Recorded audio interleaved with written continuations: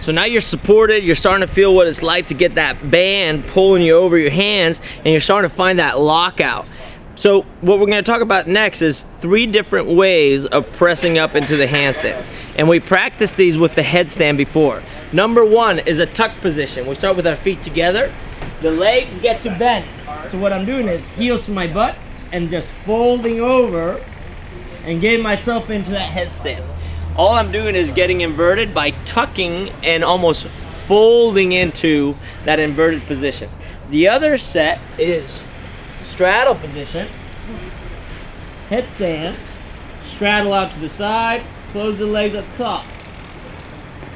That's a little bit of an easier one, but it's hard for CrossFitters that haven't had any gymnastics practice. Straddle with straight legs always feels a little weird, but it is easier than the tuck. The next one is the pike position, which is just legs straight, feet together, and I'm folding over and straight up. So once I have those 3 maneuvers, a tuck up, straddle up, pike up, I can start addressing it with a band. The tuck up is heavier than the straddle up. The straddle up is lighter than the pike up. So the pike up is the most advanced one. The tuck up is kind of that intermediate one, and the basic one is the straddle. The problem is that we haven't had formal training, so when we do it, a lot of us CrossFitters look like little frogs, and it doesn't work that well. So it would be a good thing to start with just doing straddle ups into a headstand before you actually do it on a band. But anyways, if you're ready, the goal would be to follow through all the way to handstand here with that press. The problem usually is that we don't know how to bail out of this thing. So it would be good to at least have that handstand forward roll that we set up progressions a couple of weeks ago and practice that before you get into this.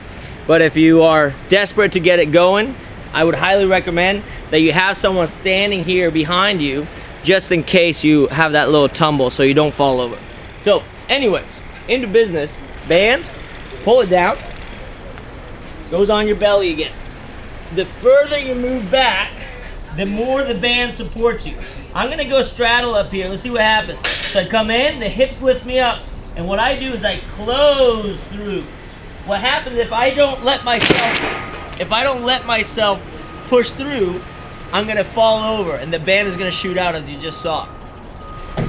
So what you need to fight for is always pushing away from the band, always falling away. That's gonna give you that handstand position. And you see that the worst case scenario is that the band just flips up or it pulls your pants off.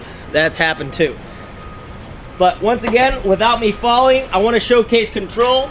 I scoot back, go into my straddle, start pressing, and I'm actually gonna stay far away from the band. Notice how I'm falling where I can see. I press, straddle through, press away, fall through. As I start feeling confident, I can start bringing it in, and now I'm starting to find, where's that handstand? I think it's here. Okay, I got it. That's where I am. I can hold that handstand, straddle down again, and finish.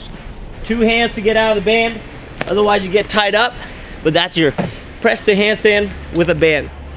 You can do press to headstand too with a band if you can't handle the other ones that we talked about earlier.